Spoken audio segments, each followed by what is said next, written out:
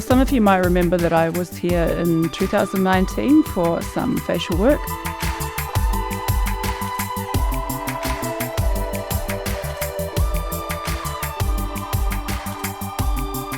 I'm back again. This time there are some other patients here going through their facial feminization.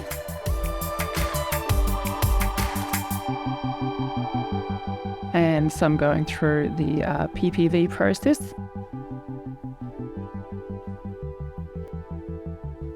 I'm here for something else that is done, which is the body contouring process. These iliac-crest 3D printed titanium implants.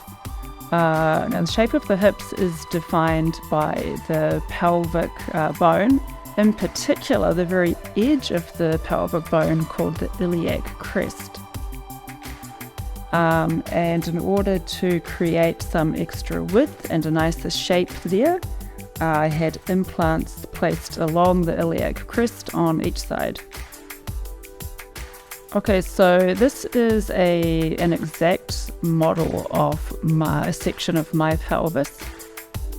And these titanium implants are custom made. They've been 3D printed to fit exactly on my iliac-crest to dramatically increase the overall width of my hips.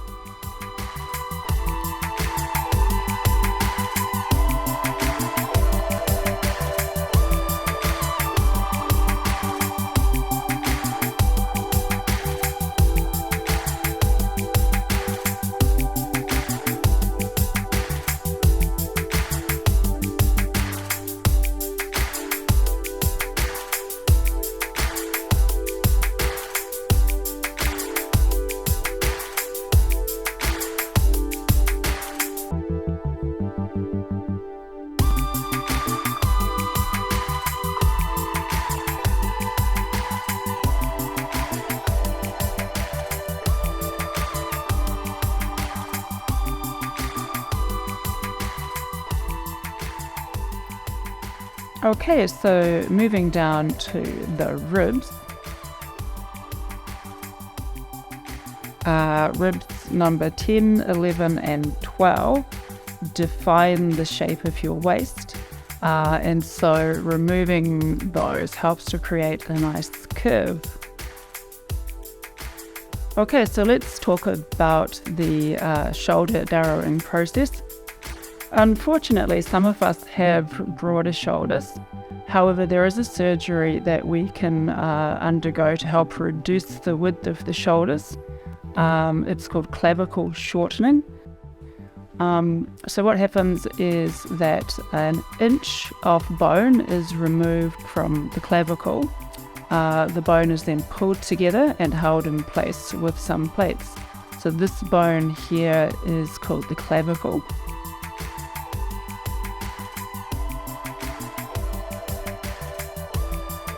And you can remove an inch of bone from each side, from each clavicle, and then temporarily hold that bone together with some plates, therefore reducing the overall width of the shoulders by 2 inches, which is quite a dramatic change in the overall width. Okay, so the last thing on the list was a fat transfer. Surgeons take fat from around the abdominal area and they transfer that just below the iliac implants in order to create a nice rounded figure.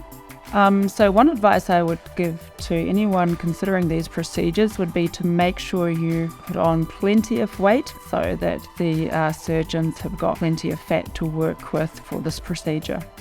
I've always been quite self-conscious of my figure. It's affected my confidence, the choices I make around clothes and things like that. So in comparison to other surgeries, recovery from this is a little bit like SRS surgery, only in terms of the muscle stiffness. It's important to keep them moving and to loosen them up as quickly as possible. Obviously not as severe as SRS, but that's what it reminded me of. One of the easiest aspects of this has been the rib removal procedure, which has not been too uncomfortable at all. Just an occasional twinge in my side for the first few days. Some people might think these surgeries are a little bit extreme, but from my experience, they were not overly invasive.